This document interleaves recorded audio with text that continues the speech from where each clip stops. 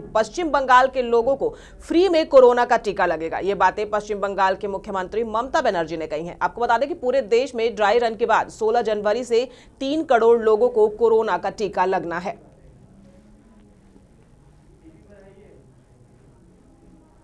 तो सीएम ममता बनर्जी ने ऐलान किया है कि राज्यवासियों को फ्री में कोरोना का टीका लगाया जाएगा।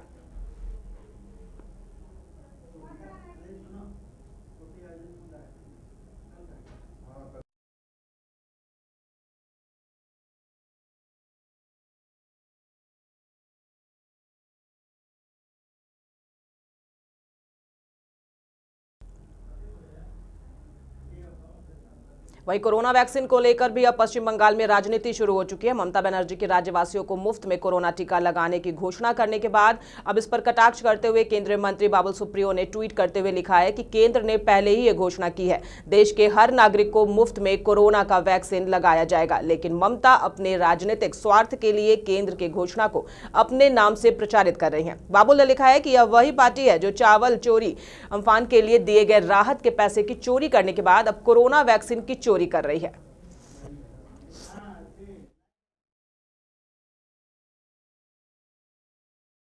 सहयोगी दिलीप गिरी हमारे साथ जुड़ चुके हैं। दिलीप, ममता के बयान के बाद अब राजनीति शुरू हो गई है। ममता ने कहा राज्यवासियों को फ्री में कोरोना का टीका लगेगा, वहीं बाबुल सुप्रियो ने कहा कि केंद्र ने तो पहले ही यह घोषणा कर दी है।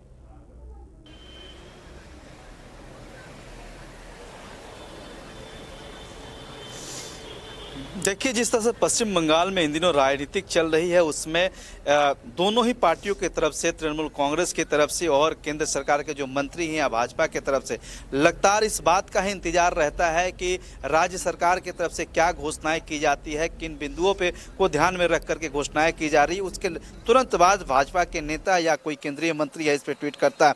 कल जैसे ही ममता बनर्जी ने राज्यवासियों को मुफ्त में कोरोना वैक्सीन की टीका देने की घोषणा की, उसके तुरंत बाद ही आज सुबह अमित मालवीय ने भी इस पर ट्विटर पे अपना ट्वीट किया, जो कि यहाँ पे मीडिया इंचार्ज भी हैं और प्रभारी भी हैं। साथ ही इसके बाद उसको शेयर करते हुए केंद्रीय मंत्री बाबुल सुप्रियो ने भी कटाक्ष करते हुए लिखा कि अब तक जो राज्य सरकार अम्फान की पैसा लोगों का हक मार चुकी है, जो अम्फान राहत पीड़ितों के लिए चावल भेजे गए उसकी चोरी की, ऐसा नहीं हो कि ये वैक्सीन की भी चोरी हो जाए। तो बाबुल सुप्रियो ने कटाक्ष किया है और ट्वीट में लिखा है कि केंद्र सरकार ने पहले ही ये घोषणा की थी कि देश के हर नागरिक को वैक्सीन मुफ्त में दी जाएगी, लेकिन ममता अपने राजनीतिक लाभ के लिए इस तरह की घोषणाएं कर रही हैं।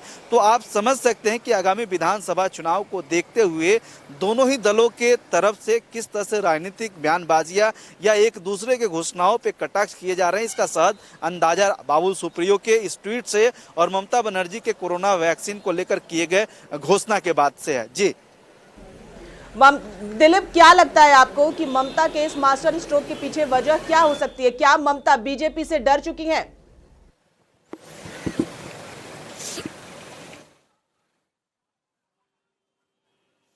देखिए, आगामी विधानसभा चुनाव को लेकर के ममता बनर्जी ने पिछले 15 दिनों में लगातार कई घोषणाएं की हैं, जिनमें यह भी शामिल था जो केंद्र सरकार के तरफ से आयुष्मान भारत योजना को पश्चिम बंगाल में अब तक लागू नहीं किया गया था।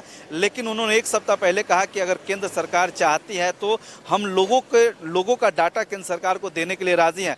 इसके पहले कृषक सम्मान निधि योजना भी जो केंद्र सरकार ने चलाया था, कृषि सुरक्षा योजना जो चलाया था, इसको भी अब तक पश्चिम बंगाल में लागू नहीं किया गया था। लेकिन 2 दिन पहले ही उनके तरफ से कहा गया कि अगर केंद्र सरकार कृषकों की डाटा चाहती है और मदद करना चाहती है तो हम उनको देंगे। तो आप समझ सकते हैं कि अब तक इतने दिनों के केंद्र सरकार की योजना लागू करने के बाद अब तक पश्चिम बंगाल में नहीं हुआ था। और जैसे ही भाजपा ने इसे चुनावी मुद्दा बनाया और अपने हर अभियान में, हर सभा में, हर रैली में इसको उठाना शुरू किया कि केंद्र सरकार द्वारा आम लोगों के लिए जो भी योजनाएं लागू की गई है सिर्फ ममता बनर्जी के हिटलरशाही के चलते पश्चिम बंगाल में लागू नहीं हुआ, इसके बाद ममता सरकार पे जरूर दबाव है। यही कारण है कि आप देख सकते हैं कि इस तरह की जो घोषणाएं बहुत पहले होनी चाहिए थी, नहीं हुई थी, लेकिन अब लगातार उनको रिपीट किया जा रहा है, घोषणाएं किए जा रहे हैं। तो इससे एक अंदाज लगाया जा सकता है कि एक जरूर दबाव है, राजनीतिक दबाव कहिए या चुनाव का दबाव कहिए, एक दबाव जरूर है। जी दिलीप, ममता के वोट बैंक पर इसका कितना प्रभाव पड़ सकता है अगर इस घोषणा की बात की जाए तो?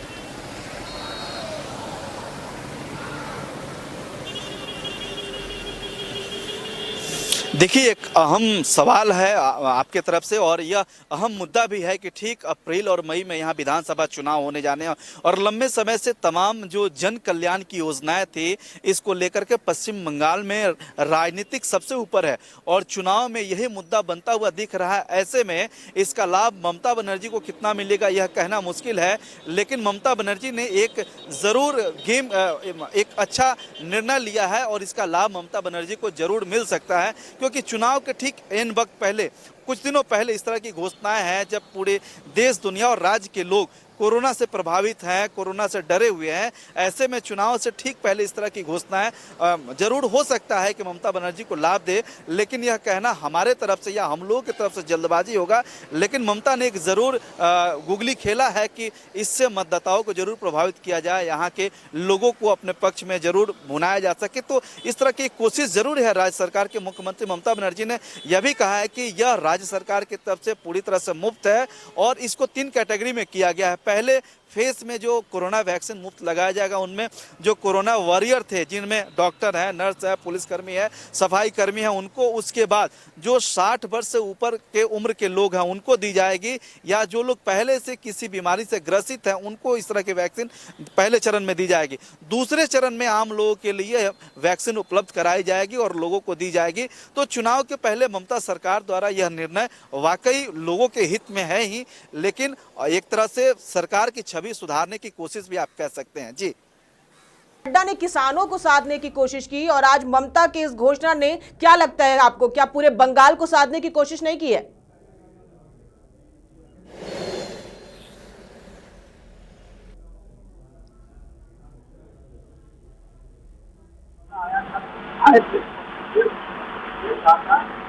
सरकार द्वारा आप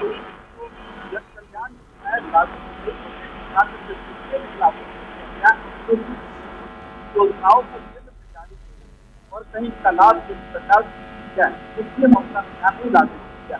इसके बाद ही अपनी प्राकृतिक जितनी योजनाएं थी जो अब तक लगभग ममता की पश्चिम बंगाल में सिर्फ इसलिए नहीं लागू योजनाओं को है और कहीं यहाँ नहीं लागू होने दिया।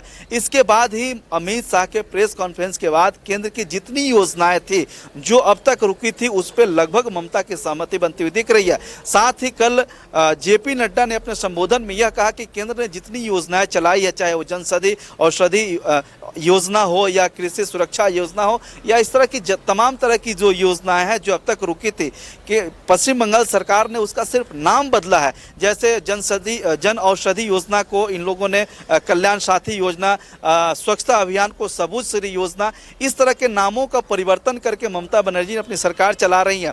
इसके बाद ममता बनर्जी का ये घोषणा एक तरह से राजनीतिक दबाव जरूर है, क्योंकि बीजेपी के जो भी तमाम बड़े नेता या केंद्रीय मंत्री या पश्चिम बंगाल में जो भाजपा के प्रभारी है या स्थानीय नेता जो आ रहे हैं, लगातार अपने चुनाव प्रचार या चुनावी रैली में आप कह सकते हैं लोगों के बीच जा रहे हैं, तो सबसे पहले उनके इस मुद्दे में यही रहता है कि केंद्र ने सभी राज्यों के लिए जन औषधि, जन स्वच्छ योजना जो भी लागू की है, उसको पश्चिम बंगाल में क्यों लागू इस बार बंगाल चुनाव में कृषि कानून और साथ ही साथ कोरोना वैक्सीन यानी कोरोना का टीका चुनावी चर्चा का विषय नहीं बन चुका है? जो योजना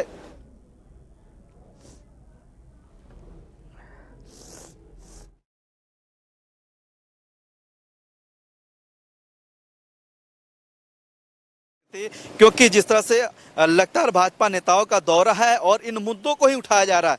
पश्चिम बंगाल में इन दिनों अगर सबसे अधिक प्रचारित कोई मामला है तो कोरोना से संबंधित खबरें हैं, कृषि योजना से संबंधित खबरें हैं, जन औषधि इलाज से संबंधित ही खबरें हैं। यही मुख्य मुद्दा है इन दिनों। तो वैसे में इस बात से इनकार नहीं किया जा सकता कि आगामी विधानसभा चुनाव में यह मुद्दा नहीं बनने जा रहा है। वहीं जैसे ही भाजपा की तरफ से सवाल उठाया जा रहा है, वैसे ही राज्य सरकार की तरफ से इस तरह की जन कल्याण योजनाएं घोषित की जा रही है। तो इससे आप अंदाजा लगा सकते हैं कि आगामी विधानसभा चुनाव को लेकर के कितनी टशन स्थिति है। जब एक सवाल उठाता है तो दूसरे दिन ही सरकार की तरफ से इस तरह की योजनाओं की घोषणा की जाती है। तो इसका सीधा सा दबाव है, राजनीतिक दबाव है, आगामी चुनाव को देखते हुए दबाव है, यह क्लियर है। इसमें कहीं कोई संशय और संदेह नहीं है। तमाम जानकारी के लिए आपका बहुत बहुत धन्यवाद। तो आपको बता दें कि पश्चिम बंगाल के मुख्यमंत्री ममता बनर्जी ने ऐलान किया है कि राज्यवासियों को मुफ्त में कोरोना का टीका लगाया जाएगा। वहीं अब इस बयान पर जो है वो राजनीति शुरू हो गई है।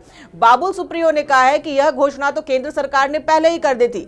ममता क्या दिखाना चाहती हैं? क्यों वे चोरी कर रही हैं? क्या वो वैक्सीन की चोरी कर रही हैं? क्यों जनता को अपने पाले में करना चाह रही हैं? तो कहीं ना कहीं बंगाल की राजनीति जो है वो नित्य नया मोड़ ले रही है। अब वैक्सीन पर राजनीति जो है वो शुरू हो गई है।